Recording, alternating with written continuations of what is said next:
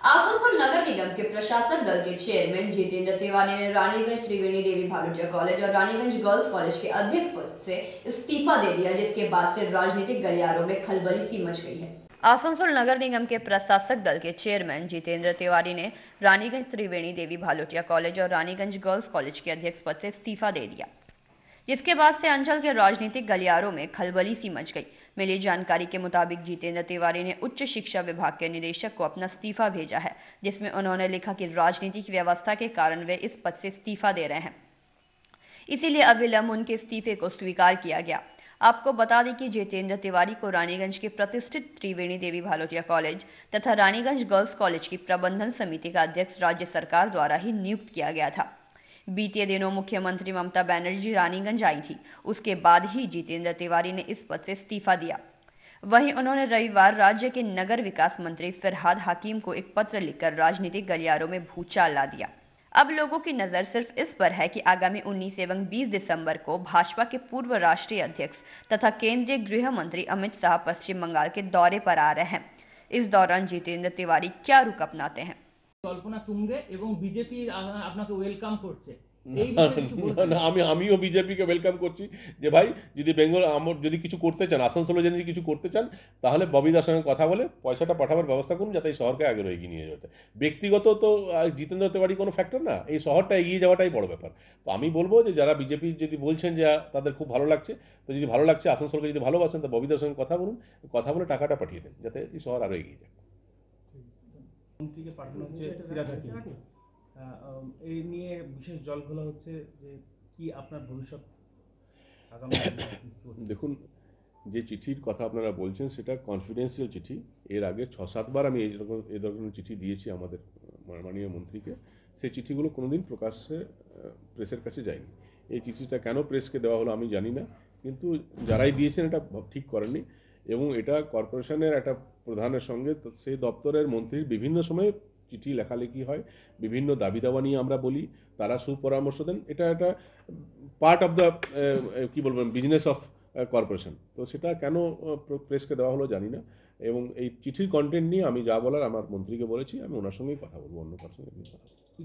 টিডিবির পরিচালনা সমিতি থেকে না, এটা দেখুন, এটা আমি আগেই টিডিবি কলেজ এবং রানিগঞ্জ গার্লস কলেজ তাদেরকে অনেকবার দিন ধরে বলছিলাম যে আমার যা পলিটিক্যাল কাজে আমি যে ব্যস্ত থাকি, আমার পক্ষে সম্ভব না কলেজে গিয়ে এই গভর্নিং বডির কাজ সামলানো, আমার পক্ষে সম্ভব না।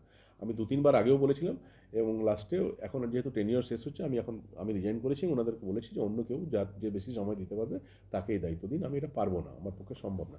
যখন ওনারা দায়িত্ব দিয়েছেন তখন আমি নিতে চাইনি, তখন ওনারা বলেছিলেন যে একটা টেনিওর আপনি চালিয়ে দেন, পরে আমরা অন্য কাউকে দেখে নেব। তো এখন আমি পারবো না, কদিন পর নির্বাচন আছে 2-4, আমি এবার ইলেকশন করবো না, আমি ওই প্রফেসরদের গিয়ে মধ্যে তাদের সমস্যা সমাধান করবো, এটা আমার পক্ষে হবে না, পারবো না। ছিল আমি এটা ছেড়েছি। আপনার চিঠি নিয়ে বিজেপির কেন্দ্রীয় আইটি সেলের চেয়ারম্যান অমিত মাল্লব্য টুইট করেছেন এবং আক্রমণ শানিয়েছেন তৃণমূলকে, যে এই দেখুন মেয়র নিজেই বলছেন যে উন্নয়ন হচ্ছে না এবং দোষারোপ করেছেন। না দেখুন, এটা এই চিঠি যারা জনসমক্ষে আনলেন দায়িত্ব তাদের। আমি তো কনফিডেন্সিয়াল একটা চিঠি দিলাম, আমি তো প্রকাশ্য প্রেসকে বলিনি, আর বিজেপিকেও বলতে যায়নি, কংগ্রেস সিপিএমকে বলতে যায়নি। আমি আমার দলের মন্ত্রীকে কনফিডেন্সিয়াল একটা চিঠি দিলাম। সেটা যদি প্রেসের মাধ্যমে জানিয়ে দেওয়া যায়, তারা তো জানে না যে কাকে হেল্প করছে। তারা তো বিজেপির হাতে যদি একটা অস্ত্র তুলে দেয় আমাদের লোকেরা, তো কী করবো আমি? যারা দলীয় ব্যর্থতা বলে মনে করবেন? আমি কি বলবো এবার অন্য কেউ আছে কিনা এর মাঝে, কে তুলে দিল আমি ঠিক জানি না, কিন্তু এটা ঠিক হয়নি, এটা ঠিক হয়নি। ये 2000-1500 करोड़ का जो बात आ रहा है, ये नहीं मिलने से आसनसोल में डेवलपमेंट रुक गया है। नहीं देखिए, आसनसोल में आप लोग भी आसनसोल में रहने वाले लोग हैं। आसनसोल के हर लोग आसनसोल को लेकर एक सपना देखते हैं। मुझे भी यहाँ पर मेयर बनाया गया तो मैंने भी आसनसोल के शहर को लेकर एक सपना देखा, जिस सपने में एक दूसरा आसनसोल हम लोग देख रहे थे। तो उसके लिए पैसे की ज़रूरत होगी। जितना हम लोग के पास था उसमें आप मानेंगे कि हम लोगों ने बहुत काम किया है आसनसोल में, लेकिन और भी बहुत कुछ हम लोग कर सकते हैं यदि पैसा हम लोग के पास आए तो। ये अब केंद्र सरकार ये पैसा देने के लिए ये तैयार हो तो वहाँ से ले, नहीं तैयार हो तो राज्य सरकार दे, कहीं से दे, लेकिन शहर को आगे ले जाने के लिए तो पैसे की ज़रूरत है। कहाँ से ये पैसा आपको मिलना था? ये जब स्मार्ट सिटी का जो कॉन्सेप्ट है उसमें केंद्र सरकार के द्वारा राज्य सरकार के माध्यम से पैसा दिया जाता है। सॉलिड वेस्ट मैनेजमेंट का एक तो DPR बनाया गया था, जिसमें यहाँ के सांसद बाबुल सुप्रियो और फरहाद हकीम ने एक मीटिंग की थी। उसके बाद भी यहाँ पर एक सॉलिड मैनेजमेंट का काम करने का था, तो मुझे कहा गया कि हम लोग राज्य से ही ये काम कर देंगे। तो मैं चुप हो गया, हमको काम से मतलब है, कौन दे रहा है इससे क्या मतलब है। उसके बाद उसका हम लोगों ने DPR बनाया। जब हम लोग टेंडर करने गए तो कहा गया कि हम लोग सेंट्रली कलकत्ता से ही टेंडर करेंगे। फिर मैं चुप हो गया। आज ये सब समाप्त हो गया, आप कचरा फेंकने का जगह नहीं है, आप देखें उसको हम लोग घेर के रखा है, घर का कचरा बाहर फेंकने का जगह नहीं है, उसको रिसाइकलिंग का कोई आज तक प्लांट नहीं बैठाया गया। अब जनता को हम लोग क्या जवाब देंगे? तो ये तो करना पड़ेगा, चाहे आप केंद्र सरकार यदि पैसा दे रही है तो उसको यूज़ कीजिए, या फिर राज्य सरकार के पास अपना रिसोर्स है उससे कीजिए, लेकिन शहर के साथ तो अन्याय ना हो, ये शहर आगे जाए। दादा बाबू सुप्रियो আজকে আপনার কথা নিয়ে সাধুবাদ জানিয়েছেন। প্লাস বাবু সুপ্রিয় কি, বাবু সুপ্রিয় তো সাধুবাদ নেওয়ার জন্য আমি এটা করিনি। আমি চেয়েছি যে আমার মন্ত্রীকে আমি জানিয়েছি যে প্লিজ অ্যারেঞ্জ করুন যাতে আসানসোলে মানুষ যে সমস্যার সম্মুখীন হয়েছে সেটা থেকে আসানসোলে মানুষকে আমরা মুক্তি দিতে পারি। ইতিমধ্যে কুলটি জল প্রকল্প আমরা করেছি, ইতিমধ্যে আসানসোলে জল প্রকল্প কাজ হয়েছে, আরও অনেক স্মার্ট লাইটিংয়ের কাজ হয়েছে, আরও অনেক কাজ হয়েছে, কিন্তু বাকি যে কাজগুলো আছে সেটা করতে হবে। কোথাও কি মনে হচ্ছে রাজ্যের নীতির জন্য আসানসোল বঞ্চিত হচ্ছে? আমি এটা বলবো না, আমি বলবো যে পয়সা না আসার কারণে আসানসোল বঞ্চিত হচ্ছে। এবার রাজ্য নীতিতে আসবে না কেন্দ্রের নীতিতে আসবে না কোথা থেকে আসবে সেটা আমি জানি না, সেটা আমার না। যদি কেন্দ্র কোনো টাকা দিচ্ছে সেটা রাজ্য সরকার যদি বলে যে নেব না, বা রাজ্য কোনো টাকা দেয় সেটা যদি কেন্দ্র বাধা দেয়, তো সেটা তো রাজনৈতিক কারণেই হবে। আর কি বলবো, এটা আর কি বলতে পারে? আসানসোলের মানুষ তো কোনো দোষ না, আসানসোলের মানুষ তো টাকা নিতে রাজি, কর্পোরেশনের পয়সা নিতে রাজি, আসানসোলের মানুষ চাইছে পয়সা আসুক, আসানসোলে আরও এগিয়ে নিয়ে যাক। এবার এটা যদি কেউ বাধা দেয় সেটা রাজনীতি ছাড়া আর কি বলবো। চিঠিতে একটা জায়গায় লেখা রয়েছে ইনজাস্টিস, অর্থাৎ অবিচার হচ্ছে আসানসোলের প্রতি। না, এটা যদি একটা শহরকে এগিয়ে নিয়ে যাওয়ার জন্য যে ফান্ডের প্রয়োজন হয় সে ফান্ড যদি না আসে, পার্শ্ববর্তী আপনি দেখবেন অন্য বিধাননগর গিয়ে দেখুন তো, আরও ক্যালকাটা কর্পোরেশন দেখুন। In terms of area Asansol বেঙ্গলের সবচেয়ে বড় কর্পোরেশন, ক্যালকাটার চেয়ে বড় কর্পোরেশন আসানসোল, কিন্তু ইন টার্মস অফ ফান্ড দেখুন তো কী অবস্থা।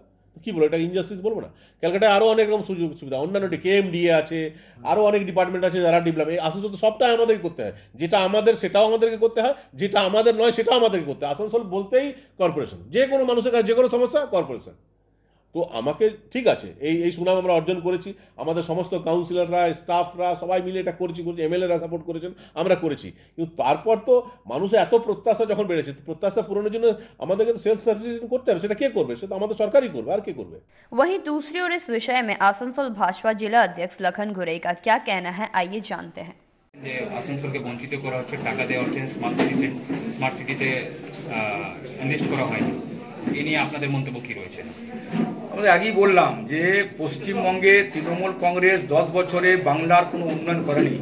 তিনি অনেক স্বপ্ন দেখিয়েছিলেন, 182টা প্রকল্প ঘোষণা করেছিলেন।